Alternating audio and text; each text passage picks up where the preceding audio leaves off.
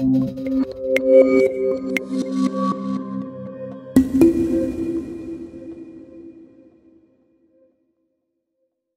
arrive le 1er septembre et on est là jusqu'au 30 novembre pour compter les oiseaux migrateurs.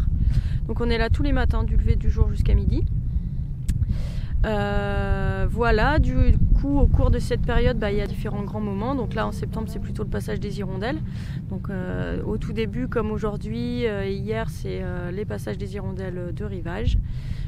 Ensuite on va avoir le pic de passage des hirondelles rustiques à partir de la mi-novembre normalement. Et puis en octobre là, on va plutôt passer sur les fringiles qui sont tout ce qui est linotte, pinson, chardonneret.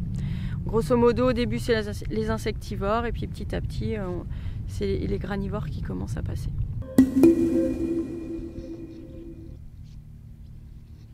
Sur un site de migration, on détecte les oiseaux à l'ouïe, donc via leur cri de migration.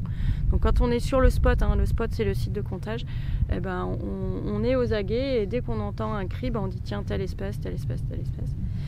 Une fois qu'on l'a entendu, on va le chercher. Et puis ça nous permet de confirmer aussi la détermination de l'espèce. Et ensuite on les suit pour s'assurer qu'ils traversent bien la baie de l'Aiguillon. Parce qu'en fait ici, ils se concentrent ici pour traverser le bras de mer à l'endroit le plus étroit.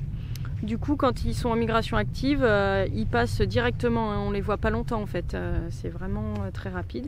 Et ça part direct vers le sud ou le sud-est. Les bonnes journées à hirondelles, on peut aller jusqu'à 30-35 000 hirondelles. Enfin, on a compté ça sur une matinée.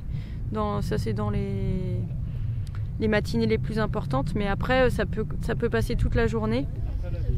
Et il peut y avoir beaucoup plus par jour. Ouais.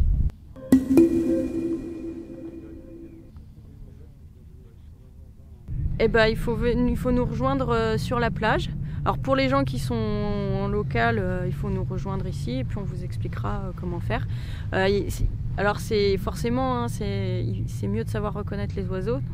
Mais si ça intéresse des personnes qui sont pas, on va dire, qui sont novices, on a toujours besoin d'aide aussi, notamment pour prendre les notes sur le carnet, parce que quand tous les ornithos sont mobilisés sur les comptages des oiseaux et qu'il y a des gros flux, on a souvent besoin d'aide pour prendre les notes et puis aussi pour les relevés météo. Donc, et puis c'est une bonne façon de découvrir aussi ce qu'est la migration. Donc même juste venir en observateur, ça peut être intéressant. Quoi.